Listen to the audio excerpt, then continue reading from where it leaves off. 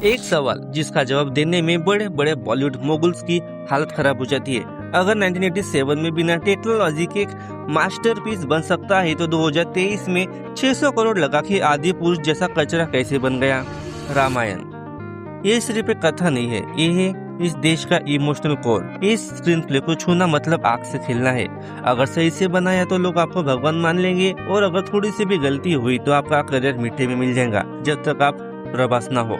आज हम सिर्फ लिस्ट नहीं बनाएंगे, आज हम टॉमी ब्रेक डाउन करेंगे अब तक की टॉप 7 बेस्ट रामायण मूवीज और सीरियल्स की। हम जानेंगे उस अनसीन कंट्रोवर्सीज, बैन ऑर्डर्स और क्रिएटिव जीनियस के बारे में जिन्होंने इन 7 एडेप्टेशन को अमर बना दिया। सीट बेल्ट बांध लीजिए क्योंकि नंबर 3 और नंबर 1 देखकर आपके रोंगटे खड़े हो जाएंगे। तो चलिए शुरू करते हैं आज की video. Top 7 best Ramayan movies और सीरियल्स। नंबर 7 रामायण, जो 2008 में आई थी।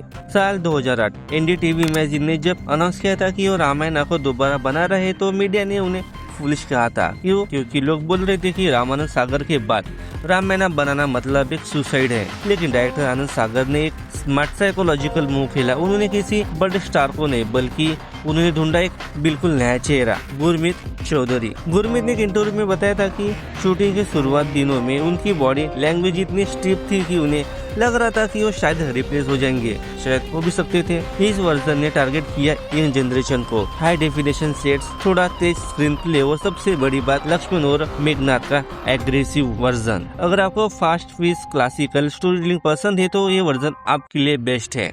नंबर 6 सिया के Ram, the ultimate feminist perspective. जो कथा हमने हमेशा पुरुषों के नजर से देखी, अगर उसे एक बेटी, एक पत्नी और एक माँ के चश्मे से देखा जाए तो क्या होगा। स्टार प्लस ने 2015 में एक ऐसी बेट खेली जो बहुत बड़ी कंट्रोवर्सी बन सकती थी। उन्होंने रामायण को राम के नहीं बल्कि माता सीता के पर्सपेक्टिव से दिखाया। इस शो ने उन गैप्स को भरा जो बाकी स्क्रिप्ट छोड़ देती है, जैसे कि माता सीता का बचपन कैसा था, उनका ज्ञान दर्शन क्या था। जब आशीष शर्मा लॉर्ड राम बनकर स्क्रीन पर आए तो उनकी आंखों में एक अजीब सी ठहराव था, लेकिन असली में फिर लूट ली कार्तिक जयराम ने, जिन्होंने रावण का रोल प्ले किया था और आजकल बहुत फेमस हो रहा है। इस रावण को देखकर आपको नफरत नहीं बल्कि एक लंच स्कॉलर की भटकाने का दुख होता है। इसका सिनेमैटिक स्केल, ऑर्गेनिक कॉस्ट्यूम और बैकग्राउंड चैंट आपको एक अलग ही डिवाइन जोन में लेकर जाते हैं। नंबर 5 श्री रामा राज्यम। अब बात करते हैं उस सिनेमैटिक जेम्स की जिसे देखने के लिए आपको एक टिश्यू बॉक्स साथ में रखना पड़ेगा या फिर रुमाल भी चलेंगे। साउथ इंडिया सिनेमा का लेजेंडरी राइटर बापू की फिल्म श्री रामा राज्यम। जब इस फिल्म के लिए नयनतारा को कास्ट किया गया तो साउथ इंडिया में हल्ला मच गया था, क्योंकि उससे पहले नयनतारा अपनी ग्लैमरस रोल के लिए जानी जाती थी। लोगों ने कहा था कि ये सीता का रोल कैसे करेंगे, लेकिन जब फिल्म रिलीज हुई सबके मुंह बंद हो गए थे। फिल्म फोकस थी उत्तर रामायण पर। जब लव और कुश अपने ही पिता के सामने उन्हीं की कथा गाते हैं, रामायण दिव्य कथा, तो बैकग्राउंड में नीले राजा के म्यूजिक आपकी आत्मा को सुकून देता है। ये फिल्म दिखाती है कि रामायण सिर्फ युद्ध नहीं, त्याग की सबसे बड़ी दास्तान है। Number 4 Sampoorna Ramayana 1961, the era of the no CGI. बिना कंप्यूटर के, बिना वीएफएक्स के, बिना किसी ग्रीन स्क्रीन के आकाश में उड़ते हुए तीर और आग कैसे दिखाई होंगी। चलिए आपको ले जाते हैं साल 1961 में। डायरेक्टर बाबूभाई मिस्त्री, जिन्होंने मास्टर ऑफ इफेक्ट कहा जाता है, उन्होंने एक ऐसी फिल्म बनाई जिसे देखकर उस जमाने के हॉलीवुड डायरेक्टर भी हैरान हो गए थे।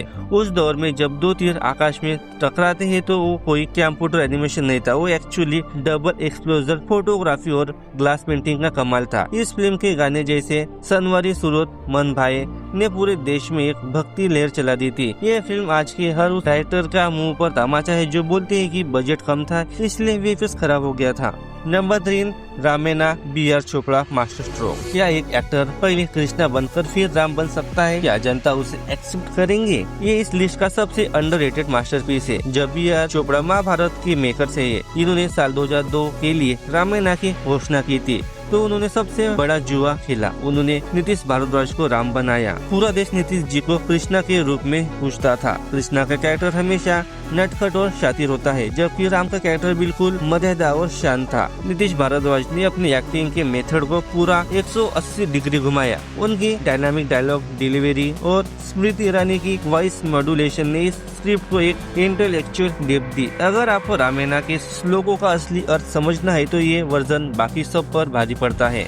नंबर 2 है रामायणा दी लेजेंड ऑफ प्रिंस रामा, एक जापानीज डायरेक्टर जो इंडिया आता है डॉक्यूमेंट्री बनाने और उसे यहाँ के लोग बैन करने की धमकी देते हैं। फिर वही डायरेक्टर दुनिया की सबसे बेस्ट एनिमे फिल्म बनाता है जो इंडिया में बैन होती है। हम बात कर रहे हैं इंडो जापानीज एनिमे 1992। इसके पीछे की कहानी किसी थ्रिलर मूवी से कम नहीं होंगी। युकोसाको जब इंडिया आए तो कुछ पॉलिटिकल ग्रुप्स ने प्रोटेस्ट किया कि एक विदेशी हमारे भगवान को कार्टून में कैसे बना सकता है। फिल्म पर बैन तक लगाने की नौबत आ गई थी, लगा भी दिया था। लेकिन जब फिल्म बनी तो ये आर्ट का अल्टीमेट पीक थी। इस फिल्म में जो एक्शन कोरियोग्राफी है वो आज तक कोई भी टच नहीं कर पाया। और इसके हिंदी डबिंग एक्टर देखिए, लॉर्ड राम के लिए अरुण गोविल, सुग्रीव के लिए सदाशिव अमृत पुरेकर और रावण के लिए आइडेंटिटी वॉइस अमरीश पुरी। जब अमरीश पुरी की आवाज में रावण हंसता है तो सच में डर लगता है। और लास्ट में है रामानंद सागर की रामायण। ये सिर्फ एक टीवी शो नहीं था, ये एक ऐसा इवेंट था जिसके लिए भारत सरकार को ट्रेन की टाइमिंग तक बदलनी पड़ी थी। पता है क्यों?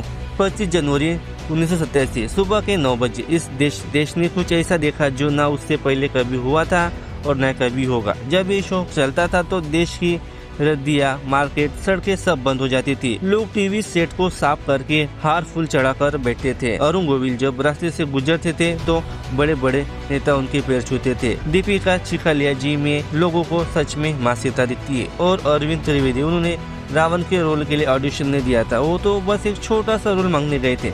लेकिन रामानंद सागर ने उनकी चलने की ढाल को देखकर कहा मुझे मेरा लंकेश मिल गया। रामानंद सागर ने कोई फिल्म नहीं बनाई, उन्होंने स्क्रीन पर भक्ति और वेदांता को उतार दिया था। उनके डायलॉग्स में जो ठहराव था, जो पिता पुत्र के रिश्ते का दर्द था, वो सीधा आत्मा को छूता है। ये शो टेक्नोलॉजी से नहीं बल्कि प्योर सोल से बनाया गया था, इसलिए जब तक ये दुनिया रहेंगी रामानंद सागर का रामायण नंबर 1 पर ही रहेगा।